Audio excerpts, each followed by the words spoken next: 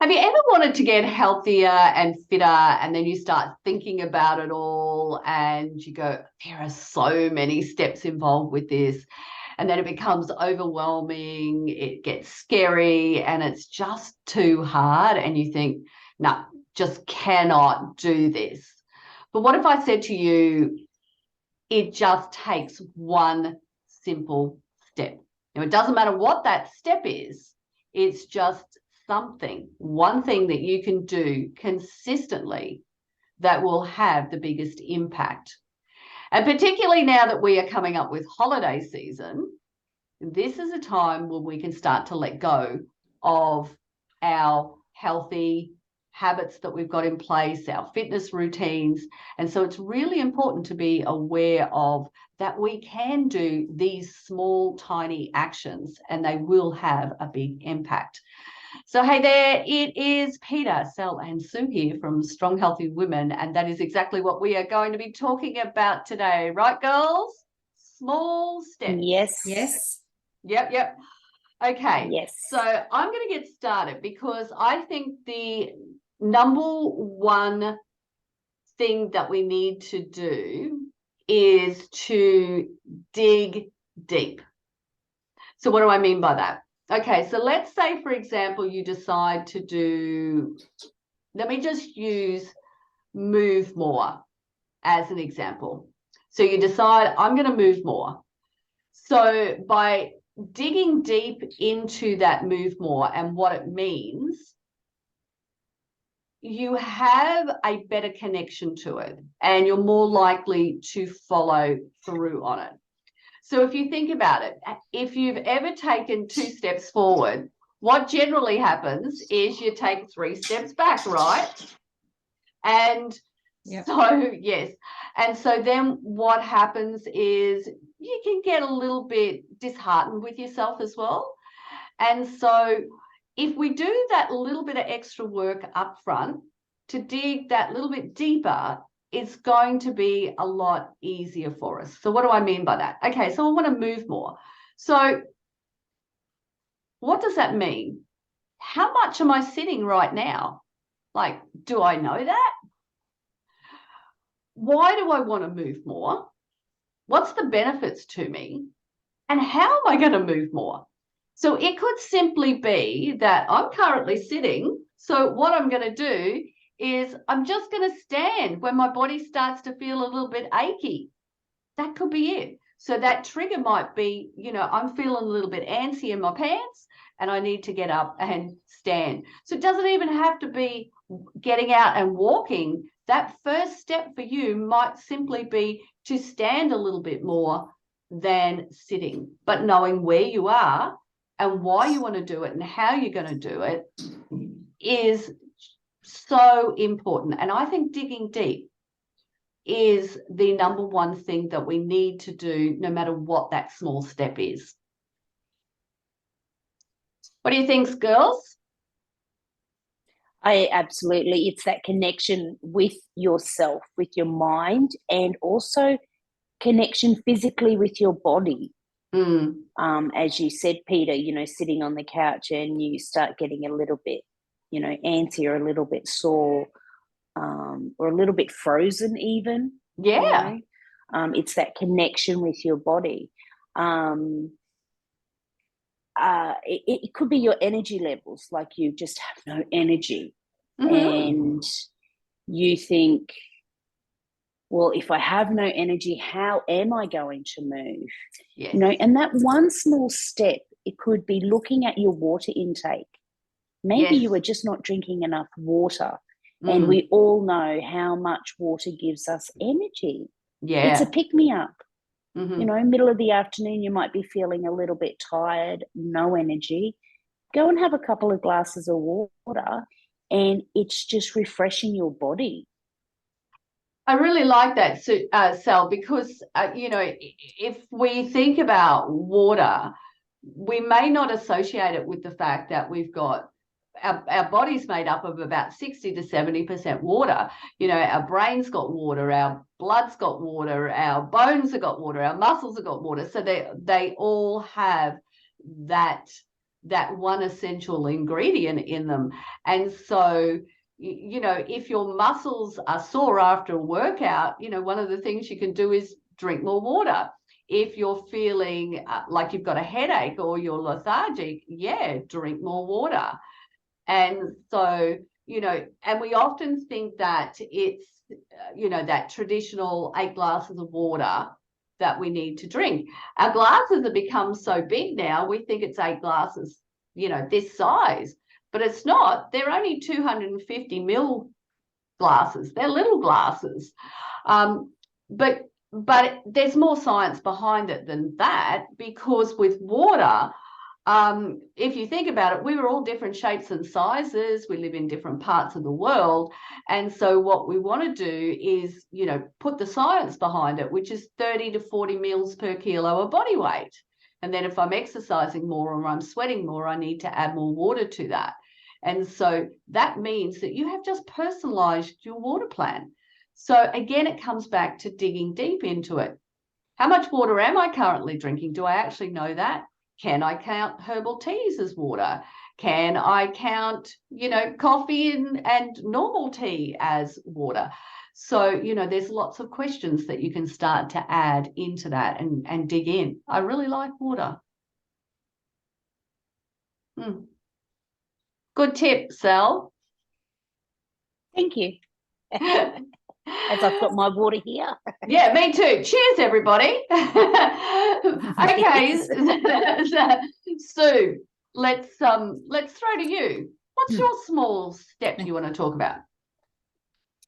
Well, I think digging deep is a good one, because you need to know where you are before you start, and you need to have a bit of a plan. But after that, it's just getting started. And what you do is, instead of thinking, for example, oh, I've got to go and do a workout, I don't really feel like it, just focus on the moment of saying, okay, I'm just going to put my shoes on.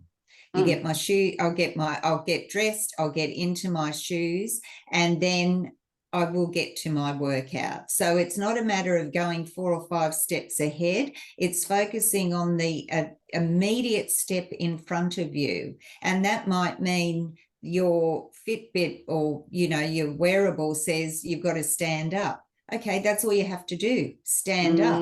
You don't make it too complicated, because once you get started, you then build, you know, you have that base and you build on it with consistency. Yeah, I really like that. It's about starting slow, isn't it? And looking at the smallest step within it. You know, you might have already, for example, started a fitness routine, and then what happens is you've got out of the habit of doing it, or one morning you wake up and you go, I can't be bothered today. But what you do is you might put your joggers on as an example, and you've got them on, and then that might be the one thing that you're just doing each day. And at some point you'll go, you know, I'm a bit of a Gumby sitting here with my shoes on. Maybe I should actually get up and do a little bit of walking in these shoes. So yeah, breaking it down to that smallest component is a really, really brilliant idea. Like it. And we know from our own clients, watching our own clients, that those one small steps always lead to something else. So we're talking about movement today. So if you're looking at losing weight, we know from our clients, you know, they've started with us because they want to get strong. They want to do strength training. So they've started with us, you know, 2-3 months into working out with us. They go, oh, you have a program for nutrition. Yeah. I'm going to try that now. So we know that that one small step, Sue, as you said, you've put those shoes on. You're not thinking 5 steps ahead. You've put your shoes on, and that's where you're going to start. You start moving and you start walking. And then because you're feeling better, okay, well, I'm going to try this now. And we find that it just all sort of leads into the next thing. Yeah, yeah. It is about that consistency, isn't it? And when you're looking at the one thing that you're going to do, it's got to be so simple that you could do it each and every day. And I think this is the important thing, is that what we tend to do is go, I'm going to do it, you know, I'm going to work out Monday, Wednesday, Friday as an example. And that's okay if you're that person who can fully commit to a workout and do it those 3 days. But if your schedule doesn't allow you to do that, and your small step is going to be, you know, doing some squats and some push-ups and some lunges and walkouts or whatever exercise you happen to pick, then what you want to do is go, well, I need to be able to fit this into my routine every single day. So where is it that I'm going to slot this thing into my day? You know, I always love the teeth cleaning, because it's something you do every day. So if you do it immediately after you clean your teeth, then you know that you've got some type of trigger for yourself that's going to prompt you to actually do whatever that small step is. And it might just be one push-up and one squat. But that doesn't matter, because as you've just said, when you do it and you do it consistently day after day after day, at some point you go, this is ridiculous. I can do more than one. I'm going to do two. And so, and that's exactly how I started after I came back, after having, you know, that little bit of time off with Paul being unwell and everything like that. It was like, okay, what am I going to do? And I started really slow. I just did, you know, a combination of exercises, and then I just built on it until I actually found that I was as strong as what I was. And then I went, okay, I can get back to that full routine now. Can I just pick up on that point of when people say, I don't, look, if we're talking about movement or anything, I suppose, I don't have time. And there have been studies done that show you don't have to, like you might say, oh, I've got to go for an hour's walk or an hour's exercise or cardio, for example. Let's use that. I've got to go for a run. I don't have an hour, you know, but we've shown even in our fast fit sessions that 10 minutes of elevated heart rate, you know, exercises where you're going, you only need 10 minutes for good heart health.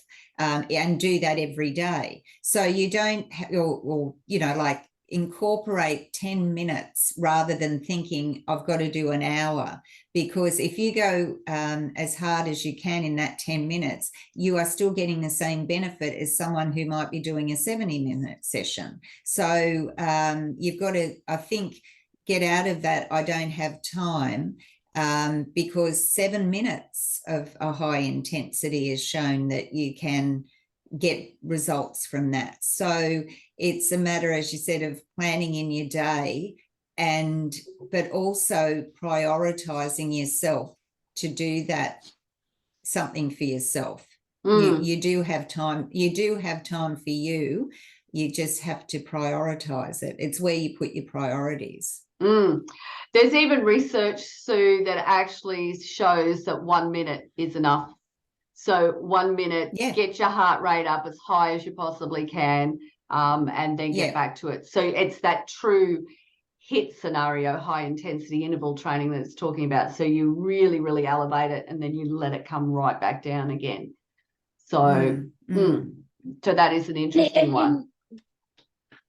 We've seen that quote, 1 hour workout is 4% of your day. You know, so if you're doing a 15-minute workout, that's 1% of your day. And if you can't fit in 15 minutes, what are you wasting 15 minutes on? How long are you on social media for? You know, how long are you sitting in front of the TV, as you know, you were talking before, Peter, about, you know, sitting on the couch, that type of thing. Yes, you know, so 15 minutes, 10 minutes, 7 minutes is better than no minutes, and it's a small step. It is, it all comes down to not thinking about it as being something monumental. Just bring it down to that one thing that you can do consistently, and just do it. Stop thinking about it, just do it. Yeah. Just do it. Yeah. Yeah. The one other small step that I want to bring up today is acknowledging your limitations as well too. So we know that, you know, as we're aging, we can start to feel aches and pains in our body. You know, we may have had some type of injury along the way as well too. Or we may not have ever exercised, or it's been many, many years since we have. So acknowledge that is where you're at right now, and go, okay, I know that, you know, my knees hurt, or I know that my hips are sore, or my elbows sore, whatever it happens to be. So I know that about myself. So therefore, what is it that I can do that will still give me the benefits I'm after, rather than going, okay, my knees are sore, I can't squat. There's something else you can do. So I've acknowledged that I've got that issue, but I can do something else instead of that. And I'm here to tell you, we can teach you how to squat even if you've got sore knees as well too. So there is a way to do it. Yeah, there is a way to do it. But yeah, I think that's an important aspect as well too. Yeah.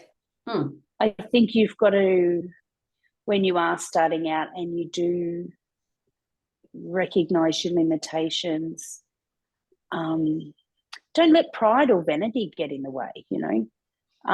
You know, 20 years ago I could do this. You know, I'm so embarrassed that I can't do this now.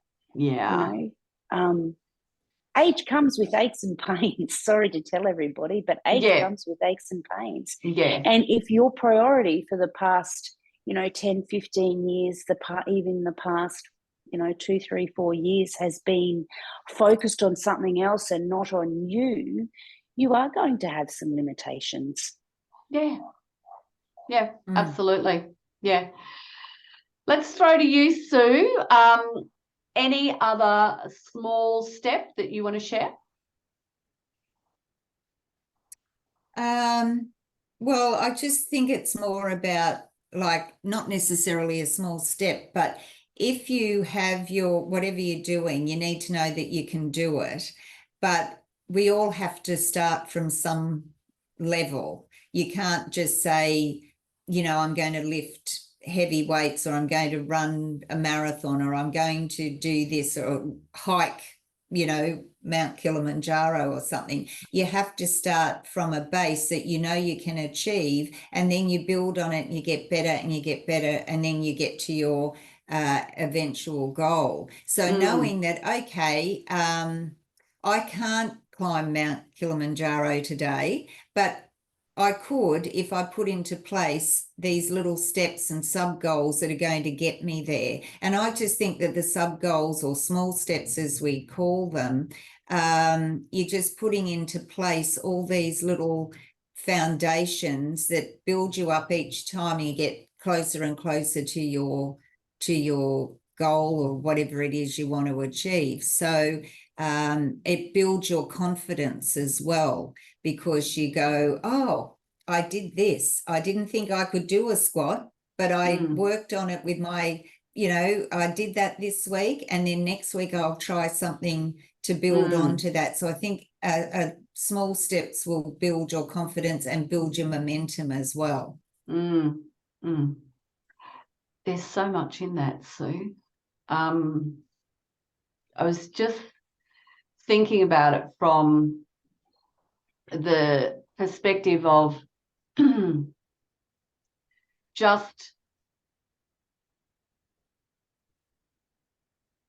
that one change has,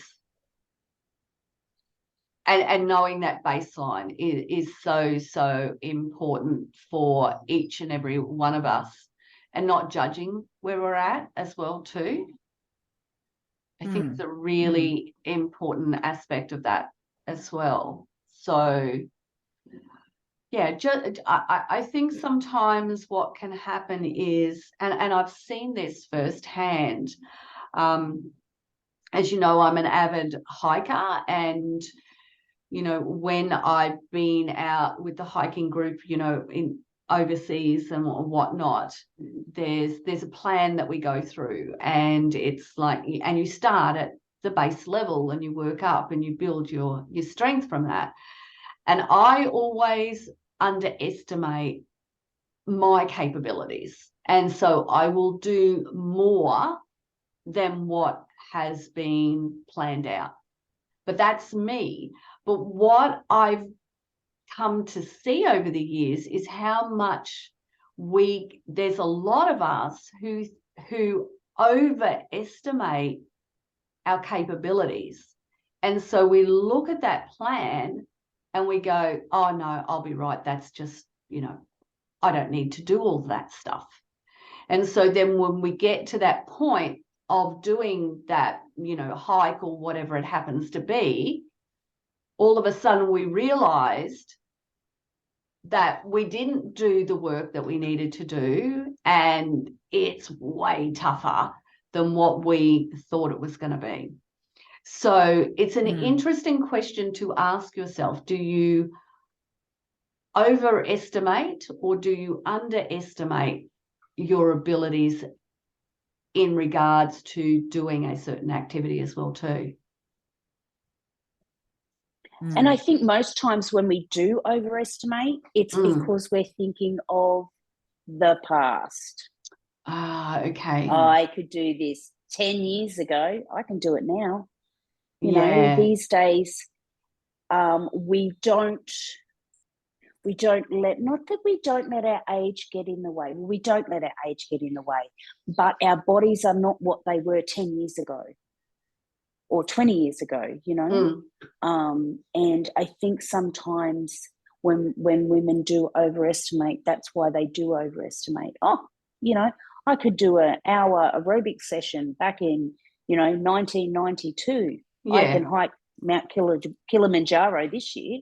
And I think that's why we overestimate a lot of the times. That's a really we're thinking thought. Back.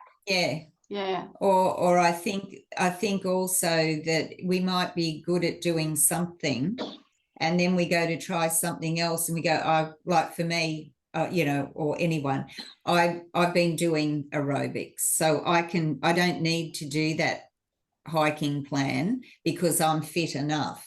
But what we don't realize is that hiking's different, and you're going to be walking on uneven surfaces, you're going to be climbing, you're going to be having steps. So it's a whole total different, it doesn't matter how fit you are. I was recently in Tasmania and I went on a few bushwalks, and, there was one where I was at Wineglass Bay Lookout, and at the end it was just all steps, like you were walking up the mountain, and I was thinking, wow, I need my balance for this because the uneven surface. And then I got to a certain point, I had my husband with me, and he only got to a certain point because he's got a bad hip, but we saw all these stairs, and that's a different thing to just going for a walk on a flat surface. So I think you've got to realize that there, as you talked about, Peter, having the plan for hiking,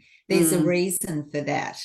There's a reason why there's a plan for training. So I think we have to realize that, for me, yes, I'm fit, but maybe I'm not up to that level to go on a big hike. I've got to work up. So even if you think you're there, you're not. You've got to, start as a beginner, I believe. Think yourself as a beginner and follow the plan, and then you will achieve, I think. Is the way to go.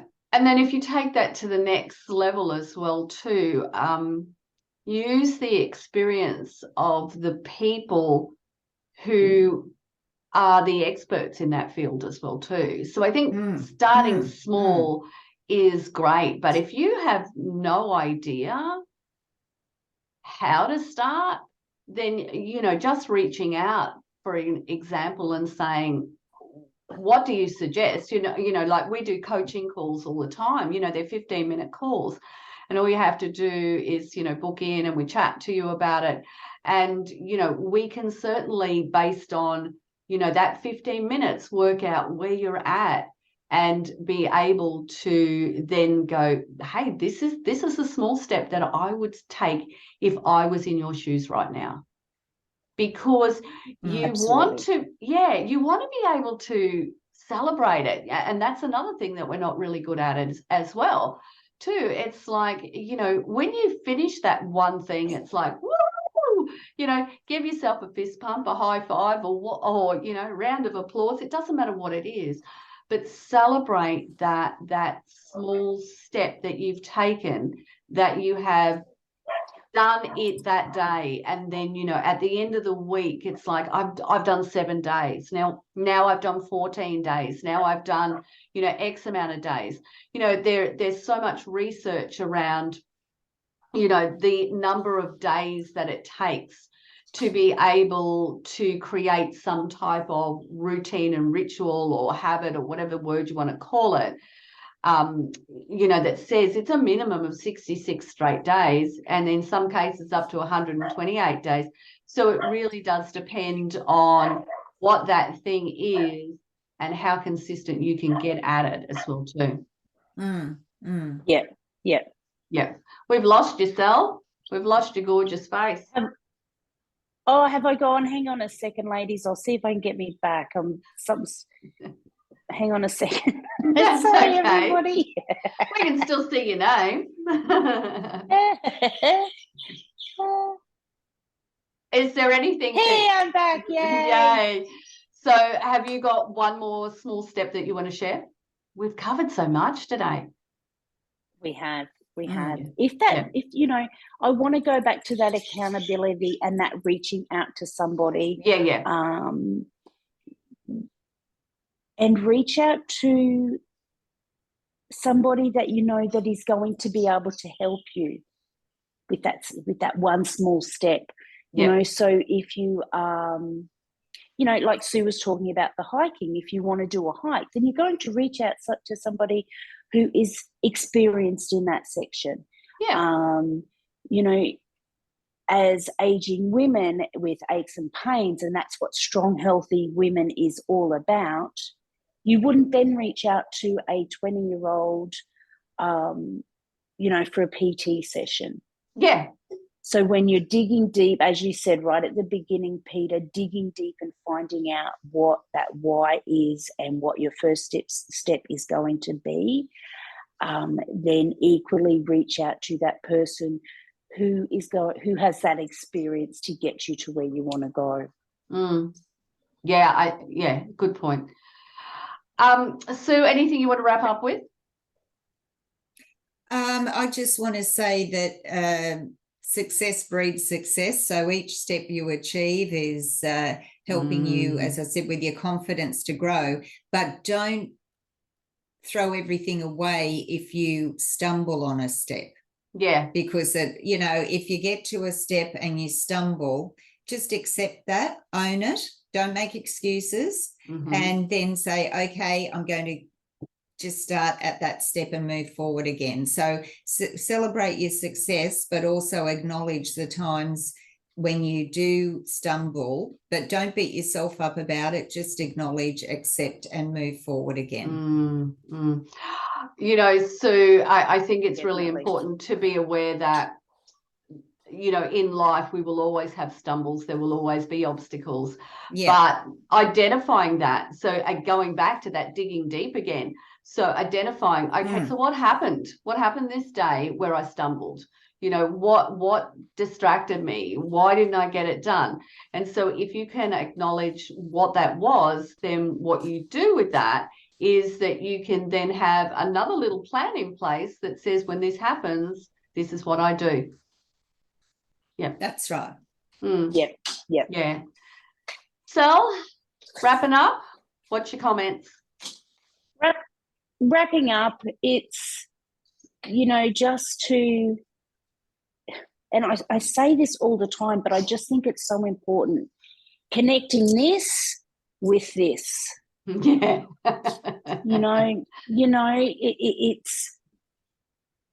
It's connecting and knowing how you feel, knowing what you're struggling with, Mm.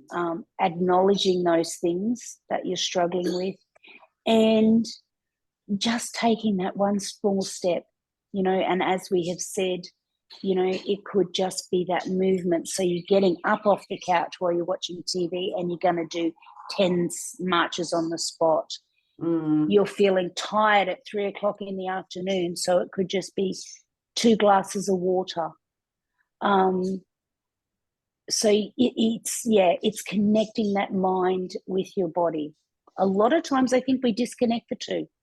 We ignore it. You know, I'm tired, but I'm just going to ignore that and I'm going to go and have a nana nap. Yeah, it's a really important thing. I know that when I was talking in the Connection Zone on Saturday with one of the ladies, I said, what have you taken away so far from the 21-day knee pain solution that you're doing? And she said, it's interesting. It is that mind-body connection has been the biggest thing. She said, and I love it when you guys, when you're coaching, say, this is where you should feel it, or this is where you should feel it. Because now I'm actually going, okay, yes, I am feeling it there. Or hang on a minute, I'm not. What am I doing that is, you know, that needs changing because I'm not feeling it in the right place? And so that mind-body connection is so, so important. So my wrap up today is just all about spend some time. Just don't get overwhelmed by, you know, starting something new. It's just taking that down to the lowest level that you can possibly get it to. Don't think it's lame, just do it. And then just do it consistently, work out where you're going to fit it into the day, and just keep going and get some help. Just really start to get people around you that are going to support you on that journey, because what's going to happen, you're going to get that snowball effect, and that small step is going to grow into something big for you. So thanks for joining me today, ladies.